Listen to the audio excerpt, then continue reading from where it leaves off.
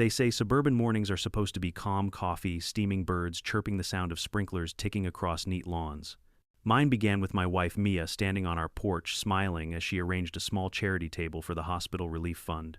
But then came the sharp click of high heels, and Beverly Kincaid, our self-proclaimed HOA queen, the Karen of all Karens, stormed up with a clipboard like it was a weapon. She ranted about non-compliant decorations and unauthorized porch usage. Before I could even speak, she crossed the line, literally stepping onto our porch, pointing in my wife's face. And then with a vicious grin, she kicked. I saw Mia tumble down the stairs in what felt like slow motion, her gasp cut short by the impact on the stone walkway. Rage and fear hit me at once, but training took over. Stabilize her neck, call 911. And then, with one hand trembling, I pressed a button on my sat phone. 3 minutes later, the street shook with the thunder of 5 military convoys rolling in. Before we dive into the story, drop a comment with your city and local time. I want to know where you're watching from. When people ask why I moved into this neighborhood, I usually laugh first.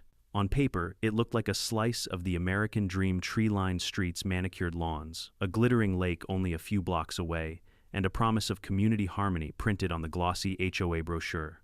The realtor's smile could have sold sand in the desert, but I didn't need convincing. My wife Mia and I thought it was time to settle into something quiet. After years of deployments, and then years of chasing down one disaster drill after another, in my work as an emergency operations contractor, I wanted stillness. Stability, a place where Mia's patients at the hospital could send thank you cards to a real address, not a P.O. box that changed every year.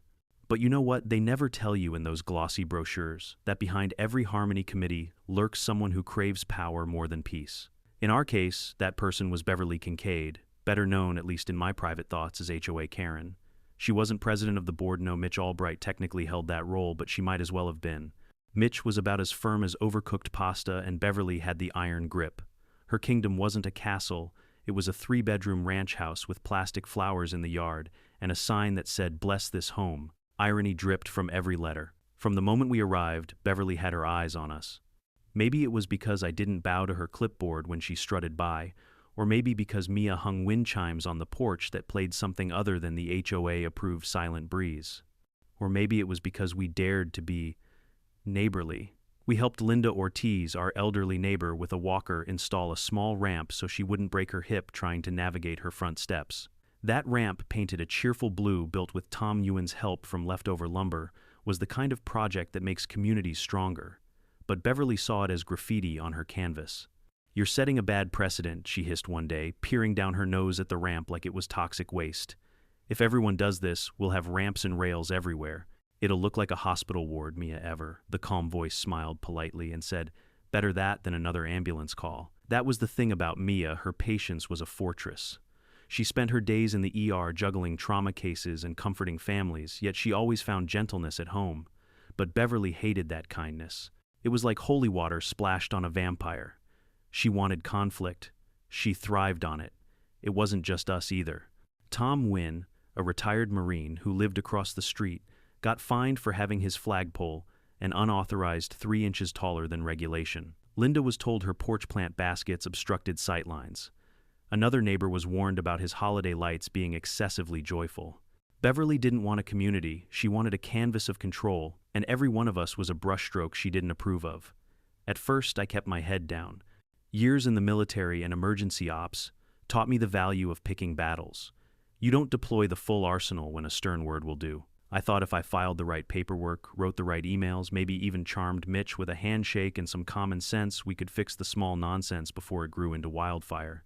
So when the HOA installed what they called a temporary beautification barrier across the east entrance of our street, I didn't shout. I sent a letter. The barrier was a wrought iron gate, shiny and ornamental, complete with a keypad that barely worked. It looked nice, sure, but it wasn't just cosmetic. It blocked one of the key access routes that fed into the county's emergency corridor. That wasn't just bad policy. It was dangerous. I wrote, "Dear Board, as a professional in emergency logistics, I must advise that blocking this entrance violates both county fire code and state disaster response protocols. Please remove or adjust this barrier to allow first responder access." The response: a one-line email from Beverly. "Your concern is noted. The barrier stays." I wasn't surprised, but I was disappointed.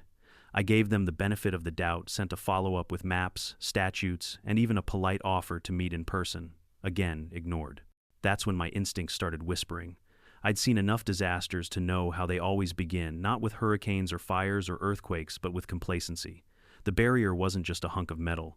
It was a warning sign. And Beverly, with her smug my street, my rules attitude, was the earthquake waiting to happen. Mia and I talked about it late at night over tea. She wanted to believe the best in people. Maybe she's just lonely, Mia suggested. Power fills a gap for some folks. I shook my head. Lonely people bake cookies for neighbors, Mia. Beverly files citations. It was around that time that Tom started nudging me. Jack, he said, you've got the training. You've got the contacts. You know what this barrier means. We need more than polite emails. He wasn't wrong. And yet I still hesitated. After years in uniform, you learn that escalation has consequences, and sometimes innocent people get caught in the crossfire. But in the back of my mind, the pieces were already falling into place. My work with the state gave me access to corridor planning, and I knew the guard had a drill scheduled for late spring. The timing, the location, the opportunity, it all lined up. And then Beverly crossed the line further. She sent us a violation letter claiming Mia's hospital charity table constituted unapproved commercial activity.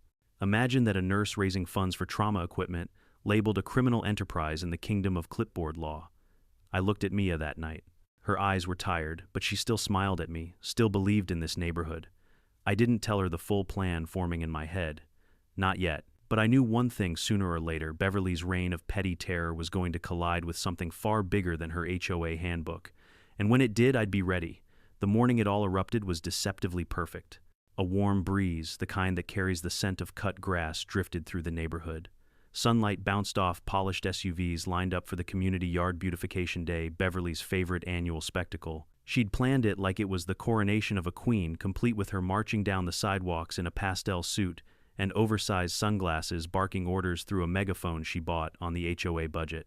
Mia, ever the optimist, decided to use the occasion for good. She set up a small folding table at the edge of our porch, draped with a soft blue cloth, a hand-lettered sign reading Hospital Relief Fund, Help Us Save Lives. She had a tray of cookies, brochures, and a simple donation jar. Nothing flashy, nothing obtrusive, just kindness made tangible. I remember looking at her as she arranged the table, the morning light catching her hair, and thinking, this is what community should look like. And then, predictably, came the sound I'd grown to dread, the sharp click-clack of Beverly's designer heels. It was like the soundtrack of doom in this neighborhood. She approached with that familiar expression, the kind of half-smile that wasn't joy but a warning, like a shark showing teeth. Unauthorized activity, she snapped before she was even on our property. Clipboard and handpen poised like a dagger, she started scribbling. This table is not compliant. Section 4.3 of the HOA regulations clearly prohibits any commercial or charitable activity without prior board approval. Mia, calm as ever, offered her one of the cookies. It's just for the hospital, Beverly. You're welcome to donate. If kindness could melt ice, Beverly was made of titanium. She ignored the cookie and whipped out a yellow measuring tape from her tote bag, snapping it open like a gunslinger. She crouched down and measured the distance between the table and the walkway. Too close to the path, she muttered. Obstruction hazard. And these flyers, solicitation, completely out of order. Neighbors began to gather. Some shook their heads, others whispered into their phones. I caught Tom Wynn across the street, arms folded, jaw clenched, recording with his phone like he'd been expecting this. I stepped onto the porch. Beverly, this is ridiculous. It's a charity table, not a street bazaar. Nobody's obstructed, nobody's complaining. She straightened, nostrils flaring. Rules are rules, Mr. Mercer. If we allow this, what's next? Garage sales every weekend. Flea markets, chaos. Chaos, I said, is kicking an old lady's ramp off her porch. This is goodwill. That jab landed, her eyes narrowed. She stepped closer, crossing onto my porch without invitation. Her perfume hit me before her words did, sharp and artificial. You people think you're above the HOA, she hissed, but in my community everyone obeys. My community, she said. Not ours, not the board's, hers. The words clanged in my head like a warning bell. Mia tried to diffuse it, bless her heart. Beverly, please, it's just one day. It helps the hospital, helps all of us. But Beverly didn't want peace. She wanted domination. She jabbed her clipboard toward Mia's chest. Pack it up, or face fines. Mia stood her ground. Number. That single word must have detonated something inside Beverly. She let out a laugh, high-pitched fake, and then with a suddenness that shocked even me, she lifted her foot and shoved forward. It wasn't a stumble or an accident. It was deliberate, a kick. Time slowed. I saw Mia's eyes widen as she lost her balance. Her arms flailed the cookie tray, clattering to the ground. Then she tumbled down the porch stairs, a sickening thud, echoing as her body struck the stone walkway. Gasps rippled through the crowd. Someone screamed. My heart stopped. I was at her side in 2 strides, instincts kicking in. Mia, don't move, I knelt, sliding my hands to stabilize her neck. Her breath came in shallow gasps, eyes glassy with shock. My own pulse thundered in my ears, but my voice stayed calm, the voice drilled into me after years of triage drills. Stay with me, sweetheart. You're okay. You're okay. Around us, chaos erupted. Neighbors shouted. Phones recorded. Beverly stood frozen mouth open as if realizing for the first time the gravity of what she'd done. Mitch, the spineless president, jogged over, wringing his hands, muttering, oh dear, let's all calm down. Calm down, Tom barked from across the lawn. She just assaulted a nurse. I barked at Mitch, call 911 now. Then, I fumbled for my phone, hitting speaker as I rattled off details. Adult female, late 30s, fall down 4 porch steps possible, spinal injury conscious, breathing shallow, need EMS priority 1. The dispatcher's voice steadied me, but rage was boiling under my skin. I looked at Mia's pale face, then at Beverly, still clutching her clipboard like it was a shield. That's when my hand slid into my pocket, finding the cold weight of the sat phone, a device I rarely carried, meant for emergencies only. And this was the definition of emergency. My thumb pressed the recessed button labeled Amber 1. To the neighbors, it looked like nothing. Just another phone call. But I knew what it meant. That ping traveled straight to the state's Emergency Operations Center. It meant that the ongoing National Guard drill could be escalated into live-action response. It meant that within minutes, the barrier Beverly was so proud of would be tested not by emails, not by polite requests, but by steel, diesel, and command authority. I looked at Beverly then, and for the first time, I didn't see a tyrant. I saw a petty dictator standing on the wrong battlefield. The sound of sirens in the distance grew louder. But it wasn't just sirens. Beneath it came another sound, low, rhythmic, unmistakable. The rumble of engines, heavy engines. 3 minutes. That's all it took. And when the ground began to shake, every single person on that street turned their heads to see 5 military convoys rolling in. The human brain has a funny way of registering sound when adrenaline is pumping. At first, I thought the low rumble was my own heartbeat echoing in my skull. But then it grew louder, steadier, with a rhythm no body could match, the roar of diesel engines, dozens of them grinding up the road like an oncoming storm. The crowd of neighbors froze. Heads turned as the first olive-drab Humvee appeared, followed by a line of transport trucks, stretching as far as the eye could see. Their headlights cut through the morning sun, and the sheer weight of their presence made the asphalt tremble under our feet. This wasn't a delivery truck or a parade float. This was 5 full National Guard convoys rolling straight into our HOA like Judgment Day on wheels. I tightened my grip on Mia's hand, whispering, "Hold on, sweetheart. Help's here." Beverly, on the other hand, didn't look relieved. Her jaw dropped, clipboard clutched to her chest as if she'd just realized she'd kicked the wrong beehive. What is this?" she stammered, glancing around for backup that wasn't coming. Mitch hovered uselessly behind her, muttering something about a misunderstanding. The lead Humvee halted right at the so-called beautification barrier. Soldiers spilled out in full gear boots, striking pavement in unison. The officer in charge, a tall woman with sharp eyes and the aura of someone used to command, strode forward. I recognized her immediately, Lieutenant Colonel Sarah Wolf. We'd crossed paths years ago during a statewide disaster drill. She was competent, relentless, and allergic to nonsense. She scanned the scene in seconds, a fallen woman on the ground, neighbors recording an illegal gate blocking her convoy, and one overdressed suburban tyrant standing in the middle of it all. Her voice cut the air like a blade. "What happened here?" Deputy Reed from the county sheriff's office, arriving just behind the convoy, jogged up and answered before Beverly could open her mouth. "Assault. Civilian pushed down the stairs.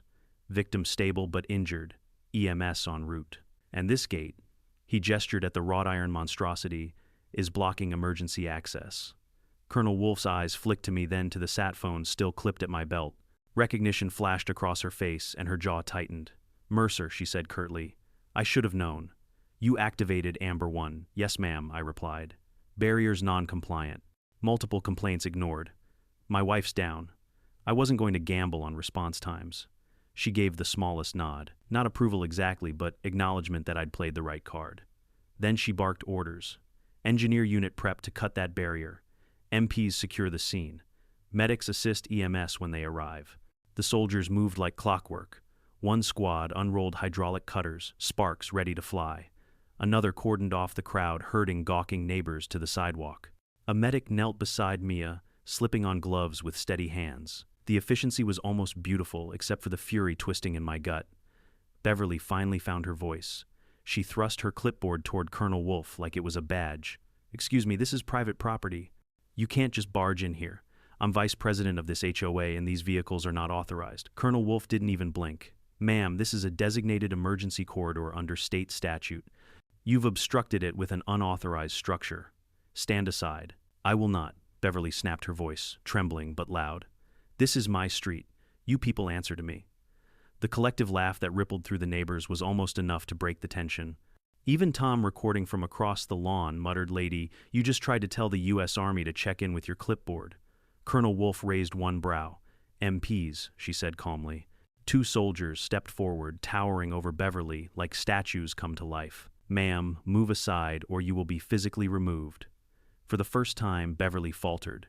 Her eyes darted between the soldiers, the cutting torch sparking at the gate and the cluster of phones recording her every twitch. But pride is a stubborn disease.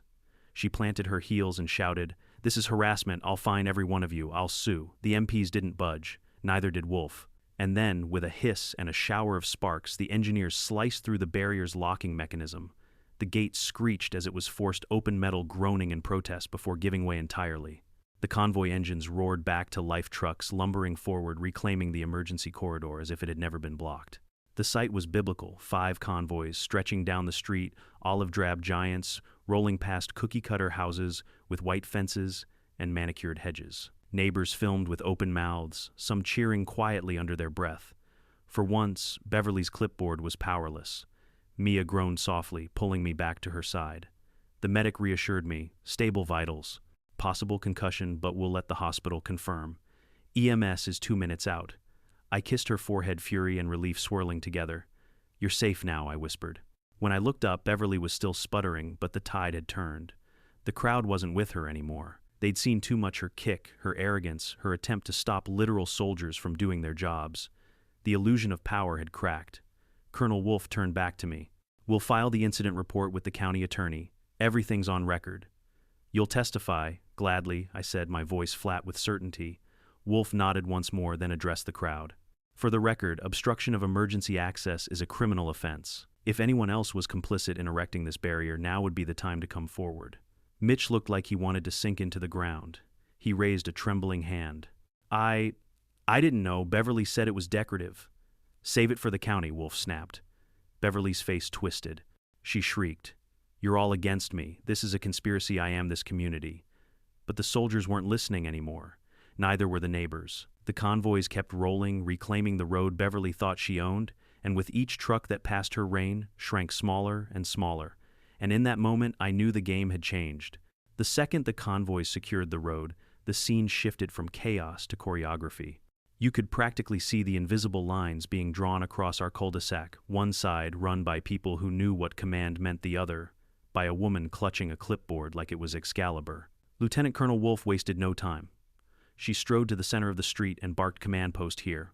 MP's perimeter. Engineers document the barrier remains. Medics coordinate with EMS when they arrive." Her voice cracked like a whip. Soldiers fanned out, establishing zones with fluorescent cones that seemed to materialize out of nowhere. Radios squawked. Engines idled in steady rhythm. I'd seen it before on deployments and disaster drills, the speed at which order blooms from confusion when professionals take over. It was beautiful, even as my heart was still split between rage and worry for Mia, who lay strapped to a backboard now, a paramedic assessing her with calm efficiency. Deputy Reed stepped up beside Wolf, notebook in hand, body cam light blinking red. "We're treating this as assault and obstruction of emergency access," he said flatly. "Copy that," Wolf replied, already scanning a tablet with the corridor maps I'd sent her office weeks before. She turned to me. "Mercer, I need your documentation, all of it." I pulled a folder from my go bag. I always carry one. It's a habit you don't shake after years in operations. Inside were printed emails, statutory codes, photos of the barrier from multiple angles, time-stamped letters I'd sent to the HOA board. I handed it over like a soldier offering ammunition. Wolf flipped through her jaw tightening. They ignored all of this, every word I said. Mitch rubber-stamped whatever Beverly wanted. I warned them about this exact scenario. Wolf muttered something under her breath. I won't repeat, then snapped her fingers at an aide. Scan these. Forward to county legal and the state office. Meanwhile, Beverly was gathering herself for another round. She stomped forward, heels clicking, clipboard raised like a holy relic. Excuse me. You cannot establish a command post on HOA grounds without authorization from the board. This is private property. You are trespassing. The MP closest to her didn't even blink. Ma'am, step back behind the perimeter. I am the perimeter, she screeched. You have no jurisdiction here, Deputy Reed chuckled darkly. Lady, I hate to break it to you, but state law outranks your HOA bylaws.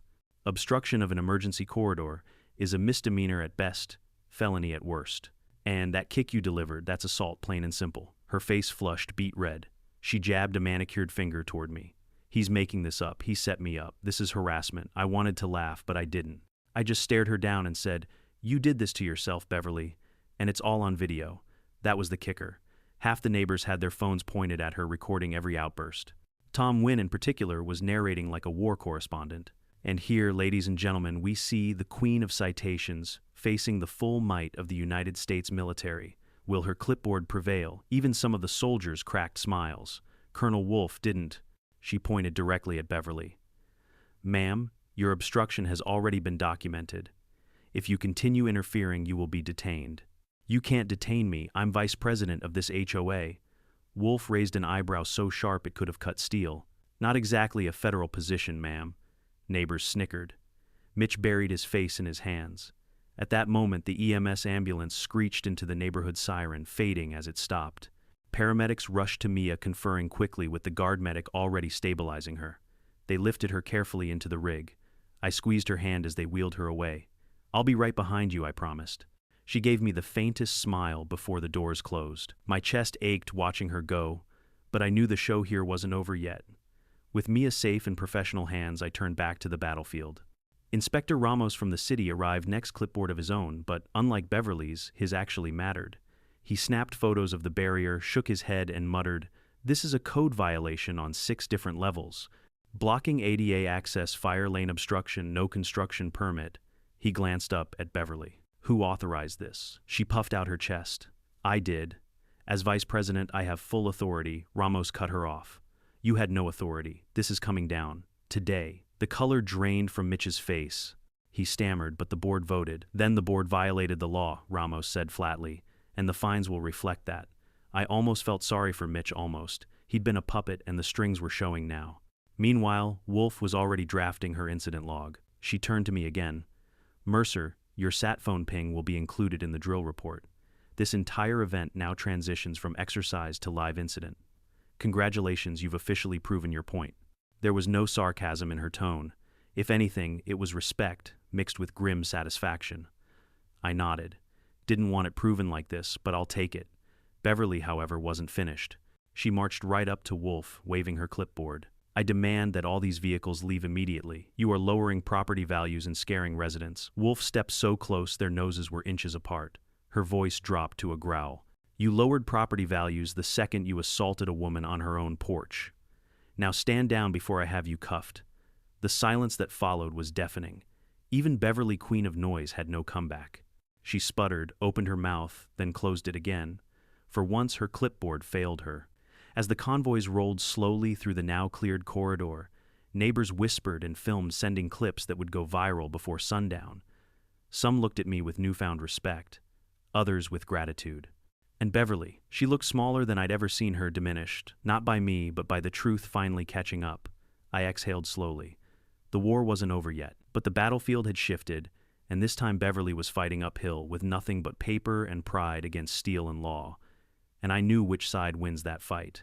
I've seen a lot of takedowns in my time, drug raids, disaster audits, supply chain investigations, but nothing prepared me for the absurdity of watching a suburban HOA unravel under the glare of body cams and receipts. It wasn't bombs or bullets that were about to crush Beverly's empire. It was paperwork. And believe me, Paperwork cuts sharper than steel when you've spent years hiding behind a clipboard. Deputy Reed was the first to shift gears. He flicked on his body cam, pointing a steady finger at Beverly. "Ma'am, this device is recording. For the record, state your full name and your position with the HOA." Her chin lifted. "Beverly Kincaid, Vice President of the Rosewood Homeowners Association. And I demand that you cease this harassment immediately." Reed's lips twitched like he was trying not to laugh. "Noted. Now, for the record, witnesses have reported you physically assaulted Mrs. Mia Mercer, resulting in injury. Do you deny this?" Beverly blustered. "It was an accident. She tripped." Tom Wynn's voice cut through like a bayonet. "I've got the whole thing on video. You kicked her." And just like that, half a dozen phones went up, screens flashing as neighbors replayed the clip in real time. The sound was unmistakable. The sharp thud of Beverly's foot connecting the gasp from Mia, the collective cry of shock.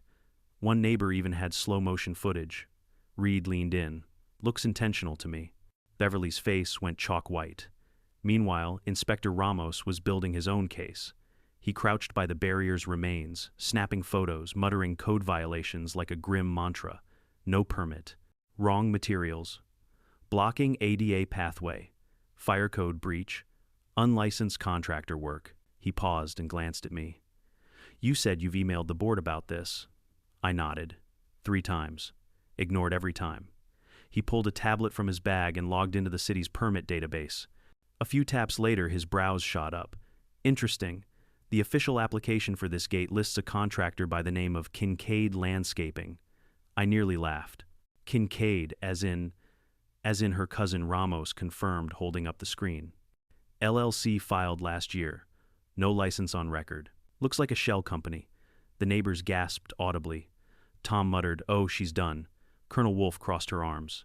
"So funds meant for HOA maintenance went into a family member's pocket." Ramos nodded grimly. "Classic self-dealing. That's fraud, if proven." And the hits kept coming.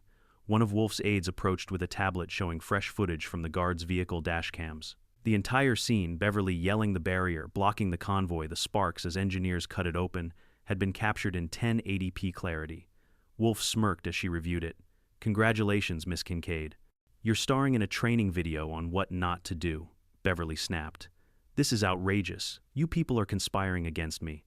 "I'll sue every one of you." Reed held up a citation slip like a magician, revealing his final trick. "Ma'am, you're already facing charges of assault and obstruction.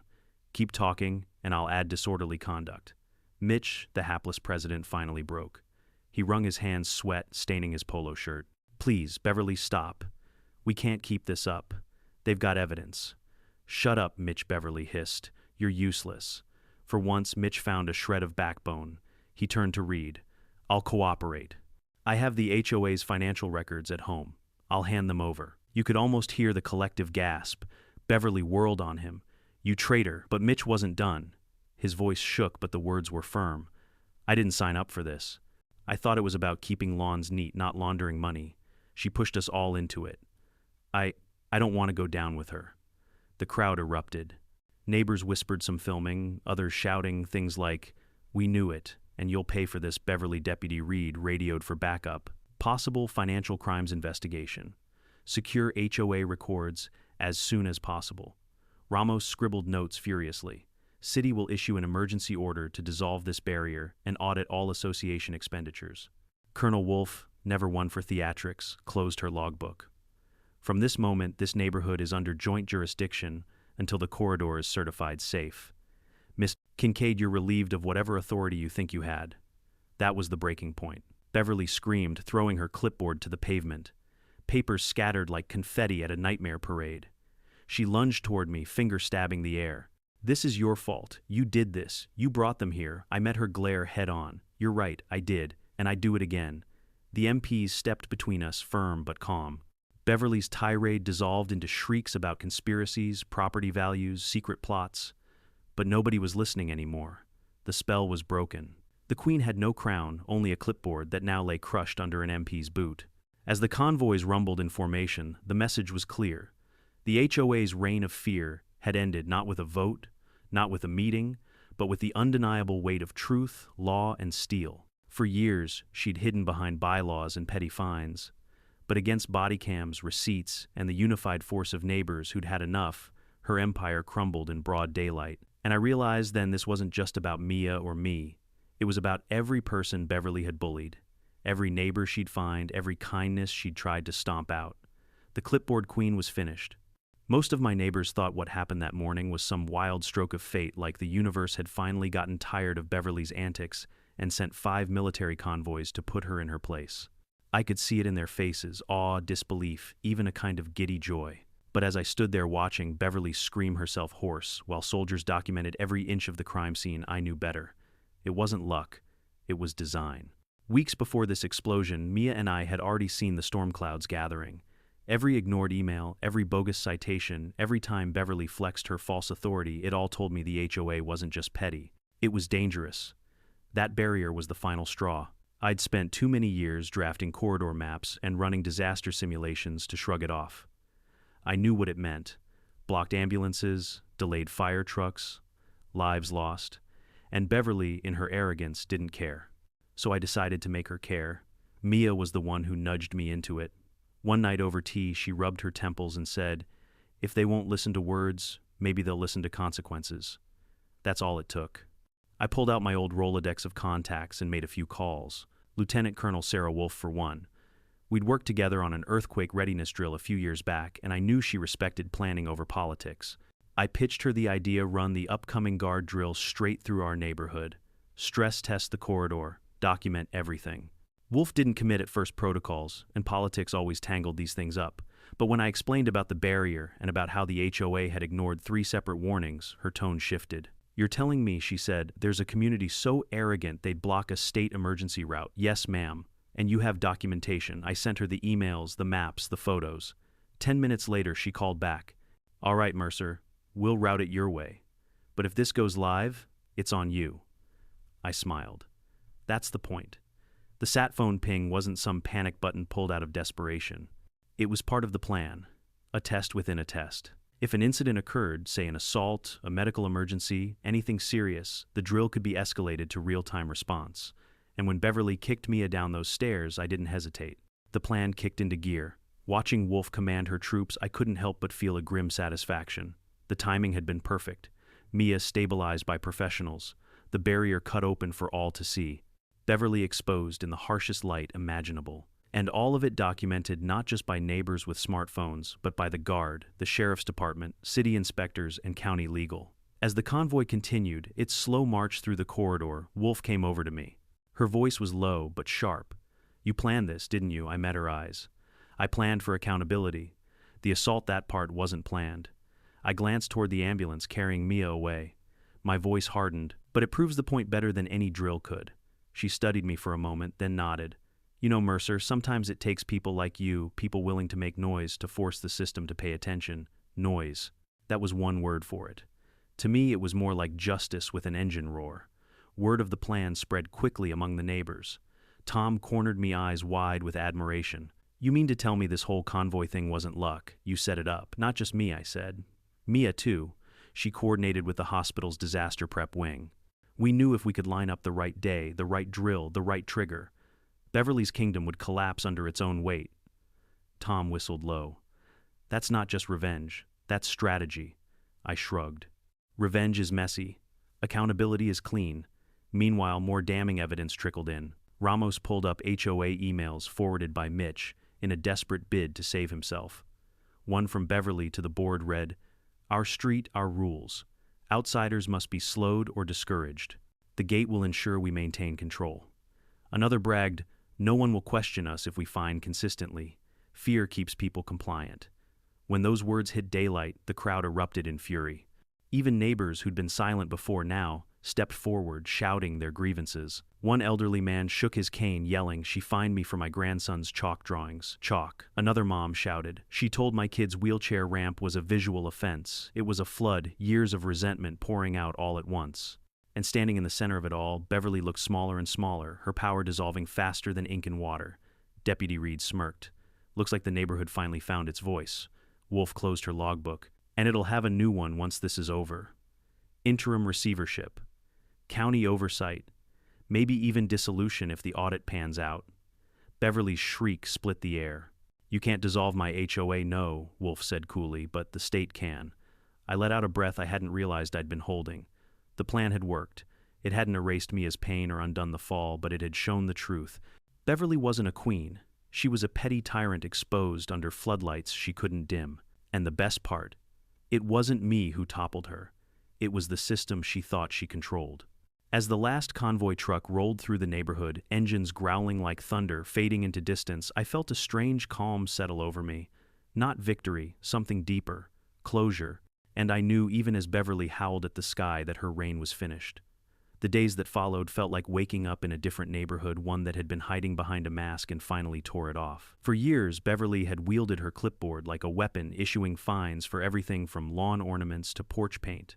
But once the convoys left and the county took over, her empire collapsed like a rotten fence in a storm.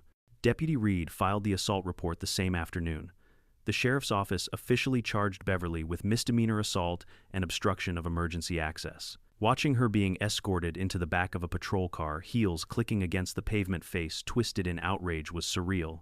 She kept shouting about civil rights violations and lawsuits, but her voice was drowned out by the click of cameras and the low buzz of neighbors whispering. Finally, Mitch, the president in name, only resigned within 48 hours. His letter, taped sheepishly to the HOA bulletin board, read like a confession: I allowed myself to be pressured into decisions that hurt this community.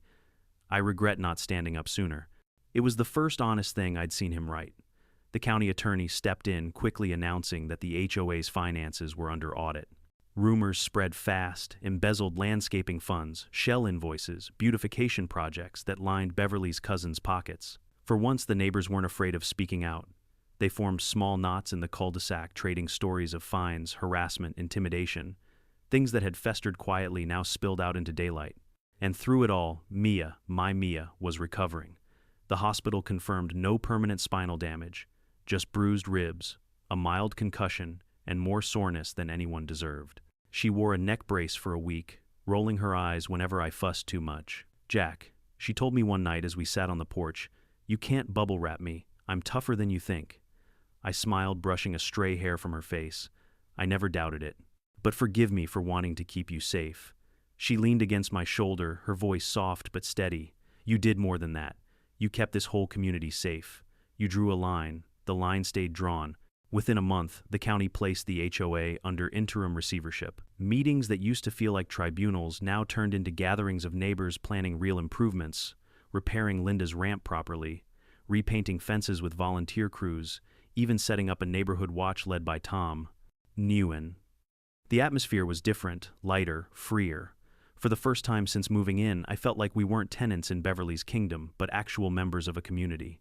Beverly, of course, tried to claw her way back. From her lawyer's office, she sent letters threatening defamation suits against anyone who spoke out. But those letters didn't land like they used to. People didn't cower. They laughed. One neighbor taped hers to a mailbox with a sticky note that read, "Return to sender, we don't scare easy anymore." The new board election came faster than expected. I was nominated by half the neighborhood, but I declined. I've spent enough of my life in command posts, I told them. It's your turn to lead. Instead, I endorsed a slate of practical, reasonable neighbors, people who cared more about broken streetlights than hedge height. They won in a landslide. Tom cornered me afterward, grinning. You sure you don't want the power, Jack? I shook my head. Power isn't the point. Accountability island. And besides, I've got my hands full keeping Mia from baking cookies for every soldier who drove a convoy through here. He laughed, clapped me on the shoulder. Fair enough. The last I saw of Beverly was at a county, hearing her lawyer whispering furiously in her ear as inspectors laid out violations and auditors read line after line of suspicious transactions. She didn't look like a queen anymore. She looked small, and maybe that was justice enough. Life returned to normal, or as close to normal as it ever gets in a place where 5 military convoys once rolled down your street. But whenever I hear the low rumble of engines in the distance, I smile, not because of the chaos they brought, but because of the order they restored.